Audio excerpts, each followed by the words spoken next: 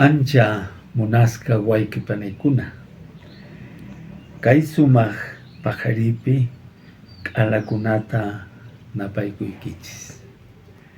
Quiero empezar esta conversación saludando a un gran amigo, sacerdote. Con él estudiamos teología en Lima en los años 70.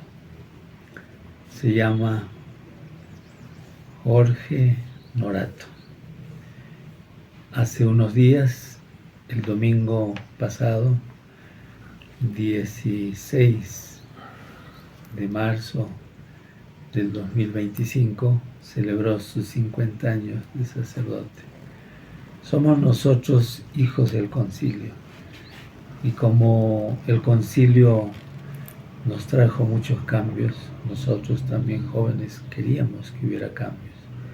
Por eso tuvimos algún sufrimiento en la iglesia, él, varios, pero como dijo ese día, el que sufre también goza. Por eso mi recuerdo, mi saludo, mi ánimo en todo el tiempo que le espera. Hoy continuamos hablando de un gran santo, de Óscar Romero, que primero estuvo en contra de todo el compromiso social del Concilio Vaticano prácticamente. Después hemos visto cómo tuvo la gracia de su conversión precisamente cuando Rutilio Grande, su confesor y amigo, fue asesinado por un grupo que mataba sacerdotes. Rutilio fue el primero. Y ahora, en este momento que estamos conversando, porque todavía nos falta algunos otros momentos, encontramos a Óscar Romero en su nueva vida, en su opción preferencial por los pobres y con los pobres, desde que se convirtió. Y ya estaba en ese momento, diríamos, en ese tramo, y les preguntó a varios de sus sacerdotes: díganme ustedes cómo le hago para ser un buen obispo. Antes no preguntaba nada, ahora preguntaba. Y uno de ellos le dijo: deje de estar toda la semana en la capital de San Salvador tomando té con viejas platudas. Pase 6 días con los campesinos. Y él dijo de una manera así simpática: ¿por qué no me hacen ustedes el programita? Y así fue. La misa de entierro de Rutilio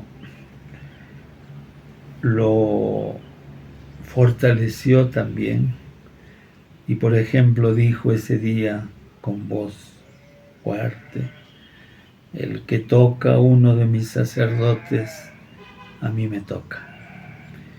Como decían varios, en esa misa de 100,000 personas recibió Óscar Romero un bautismo de pueblo. La oligarquía, por su parte, ese día le declaró la guerra.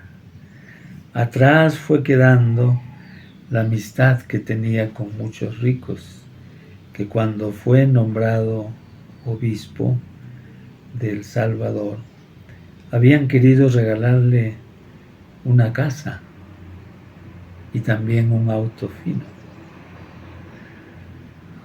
Y él reconoce, y un día dijo: de obispo auxiliar caí en manos del Opus Dei. La gente, por su parte, dudaba de Óscar Romero, pues el cambio había sido de 180 grados. Y a Óscar Romero le pasó lo que le sucedió al apóstol Pablo, que fue perseguidor de cristianos. Y eso lo encontramos en Hechos, capítulo 9, versículo 21, en que la gente dice: ¿no es este el que en Jerusalén perseguía a muerte a los que invocaban el nombre de Jesús? Y así vemos pues al obispo Romero en ese nuevo camino. Por ejemplo, favoreció el ecumenismo, es decir, el trabajo común entre católicos y protestantes. Y Romero, según lo que se hablaba en ese tiempo, posterior al concilio, los llamaba hermanos separados. Eso no le gustaba a ellos y le pidieron que no los llamara así. Entonces él, también gracioso, dijo, bueno, vamos a hacer un pacto. Ustedes no me digan monseñor, sino hermano, y yo también les diré hermanos. Y así fue todo el tiempo posterior. Él era muy amigo de la comunicación y tenía un programa radial semanal que tenía como título Sentir con la Iglesia. Él, cuando hablaba de sí mismo, decía, yo soy siempre un comunicador. Y de veras que a través de ese programa había una gran comunicación de él como obispo con toda la población. Le llegaban miles de cartas que contestaba, todas las que podía, e incluso ayudaba económicamente a muchas personas que acudían a él. Esto de las cartas era otra manera de comunicarse. Una vez se encontró con una señora que me hace recordar al Papa Francisco, y Óscar Romero le dijo a la señora, rece por mí. Y ella reaccionó diciendo que yo, una vieja pecadora, voy a rezar por él, porque hay la idea de la gente que los obispos y los sacerdotes están más cerca de Dios, lo cual no es cierto. Con todo esto, estamos diciendo solo algunas cosas, vinieron las dificultades y también las persecuciones. La gente adinerada y otra gente despistada empezó a llamar al obispo Romero de comunista y aparecían paredes con su nombre y la palabra comunista. Las hermanas carmelitas, que tenían un pequeño hospital que era para personas con cáncer terminal, ante el pedido del obispo de que lo recibieran, de que pudiera vivir ahí, ellas con gusto lo aceptaron. Y solo por aceptarlo para que viviera ahí, también a ellas las llamaron comunistas.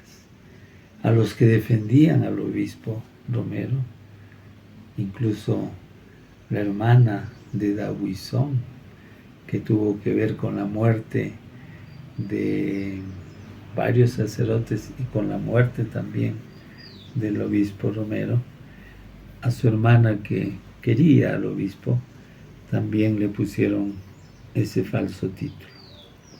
En la prensa grande se le atacaba mucho al obispo Romero. Entonces hicieron un juego de palabras porque él se llamaba Óscar Arnulfo Romero. Y en esos artículos de la prensa parametrada ponían Monseñor Marxnulfo Romero. También en muchas ocasiones se regaban miles de volantes y uno de esos fue terrible. Decía, haga patria, mate un cura. Y circulaban listas con nombres de sacerdotes. El segundo que fue asesinado después de Rutilio fue el sacerdote Navarro, de apenas 35 años, con 7 balas. Y había gente que decía a los sacerdotes comprometidos, los llamaba sacerdotes de Belcebú, como decir del demonio, vayan todos a Moscú. Lo llamaron a Roma varias veces, pero la primera vez lo llamaron para auscultarlo, preguntarle y fastidiarlo en torno a su pastoral. Sin embargo, cuando fue donde el Papa Pablo VI, que en ese tiempo estamos hablando del 77, 78, el Papa lo animó. Los vaticanistas, los monseñores, lo maltrataron feo. En cambio, el Papa le dijo: usted es el que manda. Coraje. Tenía el obispo Óscar las misas cada domingo, en que predicaba, y como decía la gente, se transformaba. Esas misas eran una institución realmente, porque ahí, hasta con nombres y apellidos, nombraba a los asesinados, que eran cientos. Él ahí ejerció su magisterio. Carlos Caparrús, que lo conocía, dijo una vez: era cobarde Romero, y él lo sabía. Era profeta y no lo sabía, pero ejerció su profetismo. Una vez el cardenal Casariego de Guatemala, en una charla que tuvo con gente adinerada, dio a entender que había que envenenar al obispo Romero. Tuvo 4 cartas pastorales como obispo. La tercera fue muy interesante, en que habló de la iglesia y las organizaciones populares.